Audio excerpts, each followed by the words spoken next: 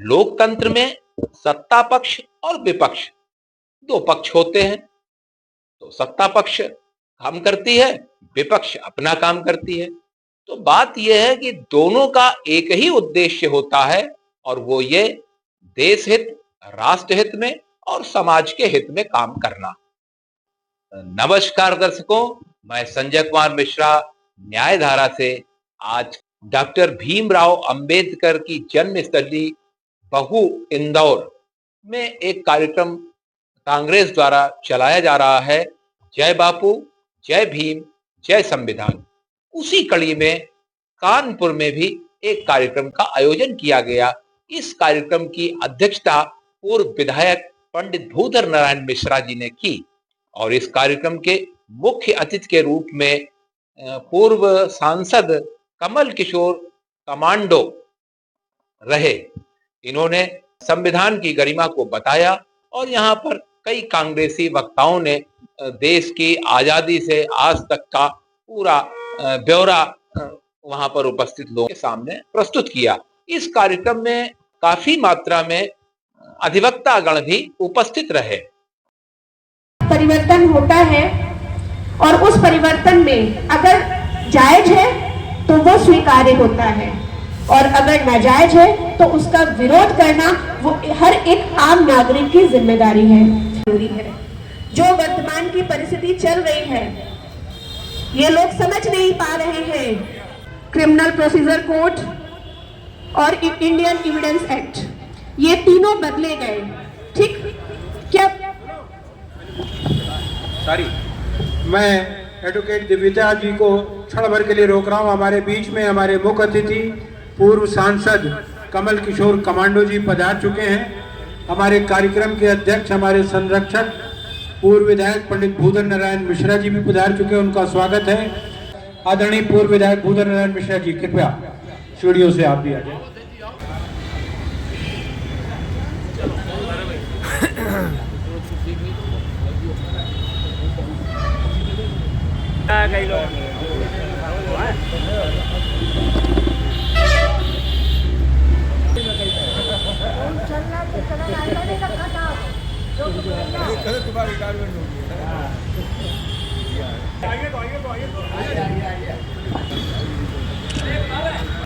आज मऊ में, मध्य प्रदेश में जय बापू, जय भीम, जय संविधान की बात को लेकर कर चर्चा हो रही है और उस सेम सब्जेक्ट को आज इस कानपुर की धरती पर जिन भाइयों ने हमारे ने इस कार्यक्रम का बंदोबस्त किया है, उसको सभी आप सब कार्यकर्ताओं को मेरी तरफ से बहुत बहुत बधाई, बहुत बहुत धन्यवाद। आप सब लोगों का अभिनंदन और स्वागत करता हूं।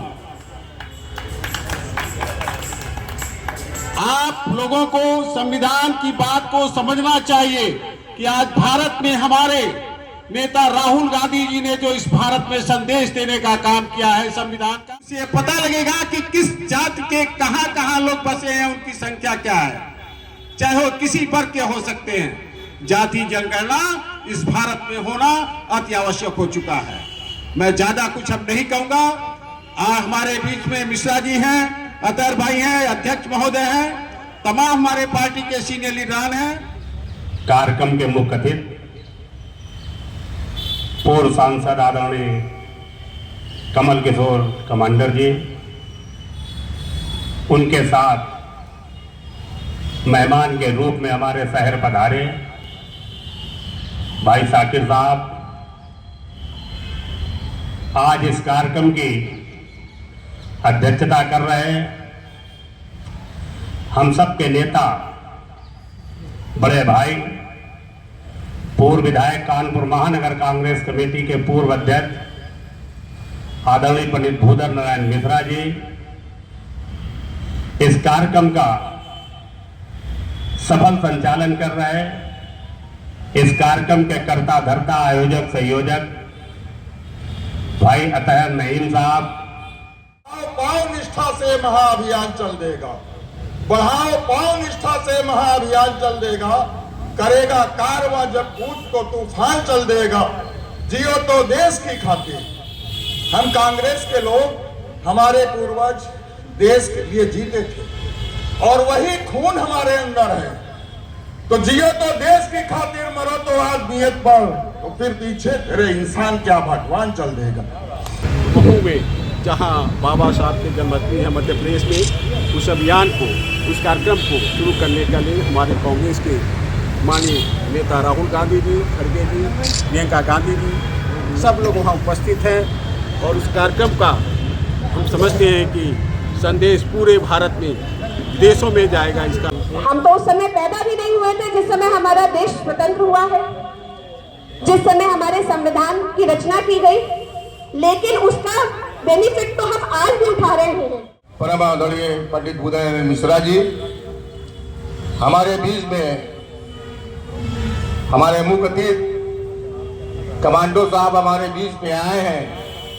आज इत्तेफाक है कि मेरी खुशनसीबी है कि हमने आज उनको सामने से देखा, लेकिन इनके तेवर हमने बराबर अखबारों में, टीवी पर देखा है। के बंटवारा कर दिया गया कि लोग आज़ादी की लड़ाई से हट रहे थे, तब अल्लामा इकबाल साहब ने ये शेर पढ़ा था, पूरे हिंदुस्तान के लिए, अखंड भारत के लिए, बरतानिया हुकूमत के खिलाफ। इसका सन 1947 से आज के भारत से मतलब नहीं है।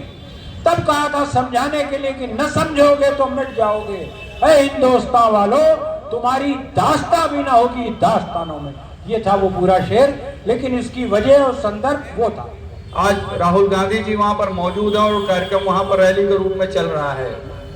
उसी की कड़ी में अतर नईम साहब ने और पंडित भूदेव नारायण मिश्रा जी ने यह तय किया कि हम लोगों को कानपुर, इस देश में कांग्रेस है तब तक इस देश के संविधान से और बाबा साहब भीमराव अम्बेडकर के द्वारा जो दिया गया हम लोगों को अधिकार है, उसे कभी कोई नहीं छीन सकता है। मैं